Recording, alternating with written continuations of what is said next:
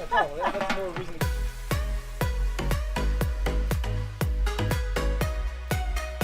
In this episode, we get a few sailboat upgrades and enjoy some time at the Canal Days. You got it.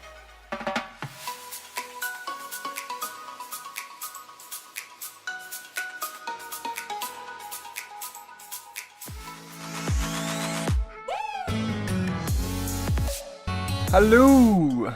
So we're here today doing electrical jobs.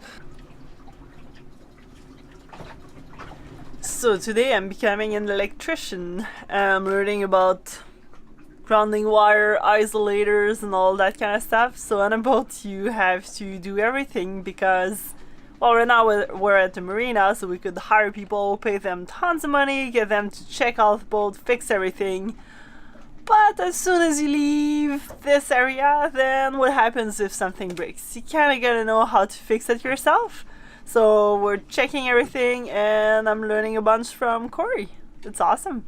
Testing continues. We just went outside at the actual base where the power comes in for our boat and did a bit of testing for like a ground fault, so testing the ground and the actual base and the water, making sure that there's no stray current, no ground fault, no leakage, all those goodies. And so far so good, everything's kosher. But now we're going to be testing for the GFCI. I always mix up the letters. So the GFCI is those little plugs that have the little like test and reset buttons in it that you usually see in washrooms where there's a wet environment, some water that can go in and cause a short circuit. So right now we are pushing the test button and resetting them and plugging some appliance and then pushing the little reset button to make sure that it'll actually turn off itself if there was to be a short circuit. Faulty ground.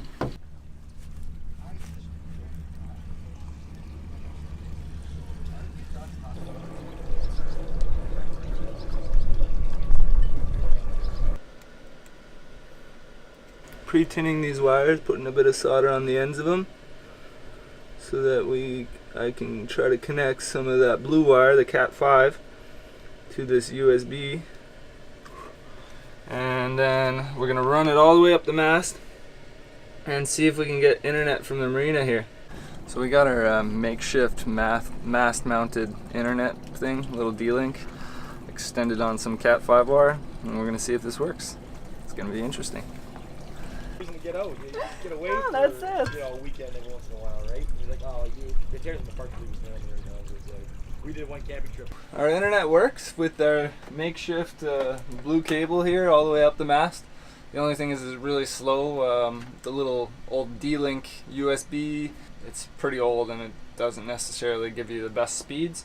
So we might try getting something else and seeing if that works better. But yeah, we got internet at least. We can connect and see multiple different connections in the area. So that's pretty awesome. We are on the road to Ottawa. Well, to Cory's parents' place. But before getting there, we did we did one stop. Spent a lot of money. So we did one stop, spent a lot of money, about $2,500, but we got a lot of goodies right behind us. We stopped at SAW Technologies and are getting ready to be more off-grid with the sailboat. We're here at SAW Technology in Mississauga, Ontario. We're getting all our solar needs, as you can tell behind me, figured out, as well as our batteries. So just a quick shot of everything that we're getting. We're getting some of these semi-flexibles here, these ones to put on our boat, 4 of them to be exact. These are going to provide us with all our solar we need, hopefully. We'll find out. We're also getting 2 of these batteries here. These are 140 amp hour AGM batteries. We're also getting a charge controller over here, similar to this setup actually, with a couple breakers, a voltage sensor. So this will tell us our watts, our voltage, and our amps that we're using. We went with a slightly more expensive charge controller because it's actually going to allow us to get a little more output out of our solar panels. So that's awesome. We got our inverter over there as well. That's we're gonna get for our AC needs while we're on the hook.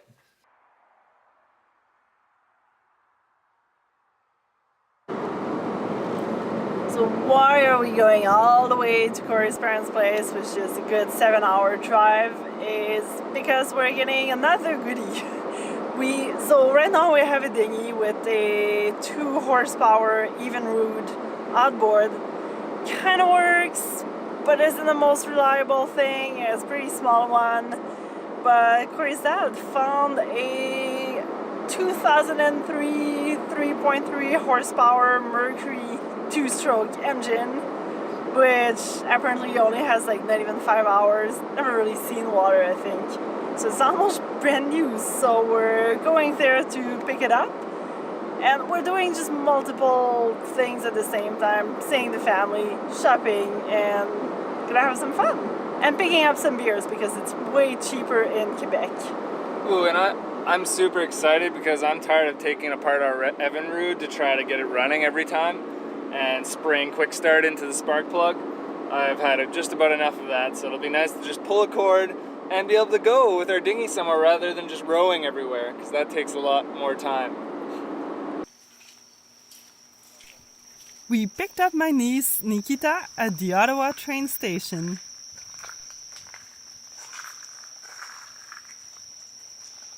Enjoying a nice sunset here on the Ottawa River with Nikita.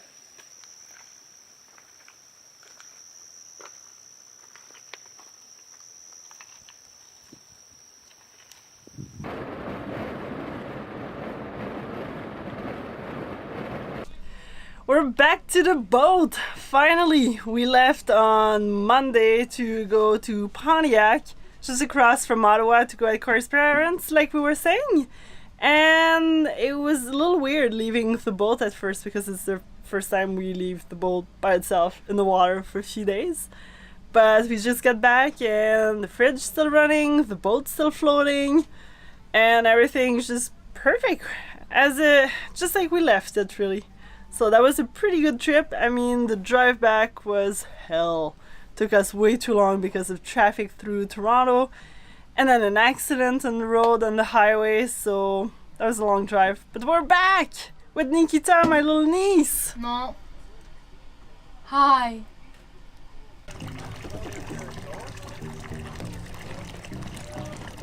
Alright, we got our outboard on, a brand new one.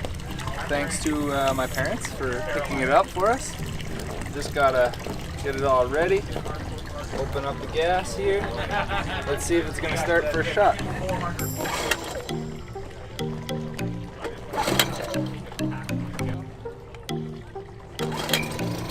we go.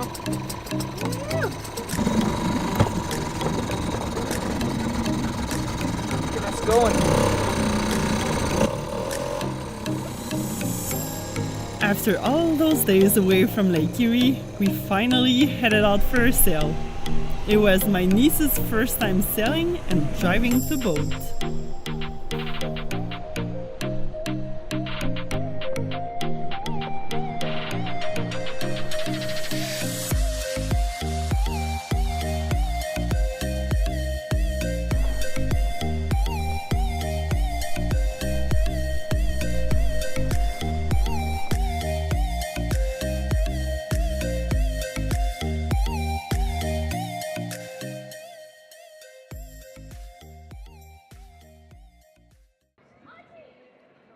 Every August, there's a big festival called Canal Days. It's a 4-day festival in Port Colborne. This summer, it was really hot, so we decided to set up the slackline above the Welland Canal.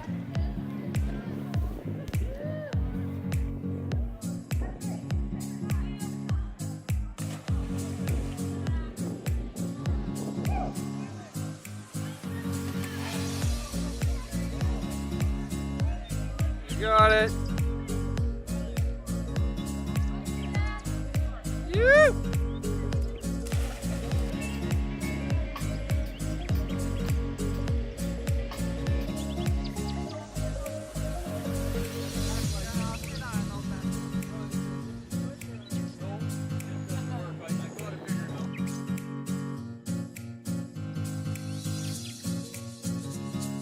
One of the famous events of Canal Days is the lights parade and fireworks. So at sunset we left on our friend Tom's boat.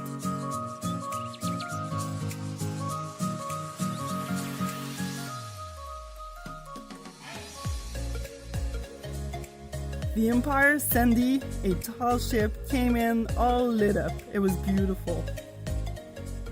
Watching the fireworks from the water was a great experience.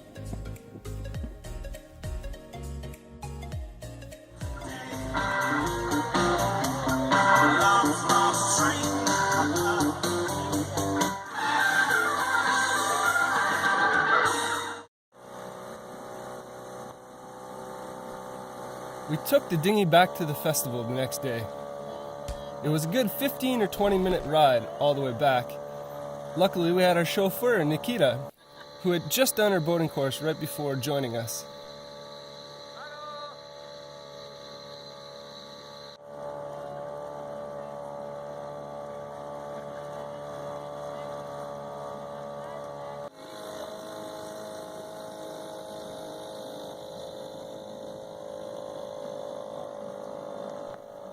To fully enjoy the festivities, we indulged in the street foods and checked out the many tall ships that had sailed all the way to Port Colborne.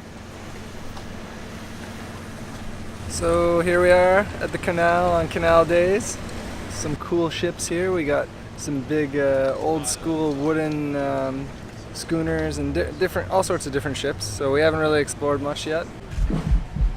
There were so many tents and vendors with people selling all sorts of things, from food to jewelry and clothing and everything in between.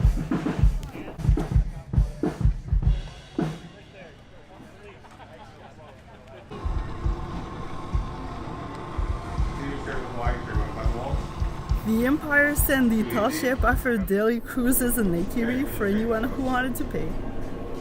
And for the 40th annual year of Canal Days, people from the Niagara region and the US came over to participate in various activities and live bands.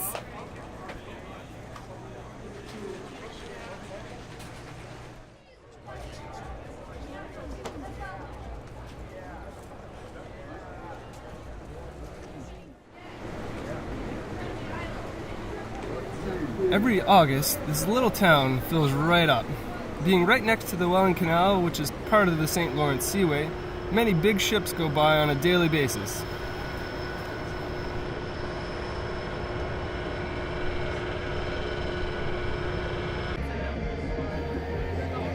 We visited our friends Lexi and Michelle from Wild Child and went for a swim. But I'd like to see I'd like to see 3 amps everything. 3 to 5. Super exciting. Are you guys here for the rest of the day?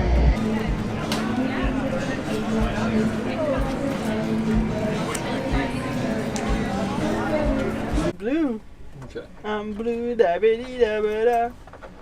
We are filling up the alcohol stove with some blue alcohol. So actually we're doing a bit of a test because we want to know how long is the alcohol gonna last us. So right now I am putting 250 milliliters of what's in the bin there. So let's put it in without spilling. While hanging out on our sailboat, we could even enjoy the live bands.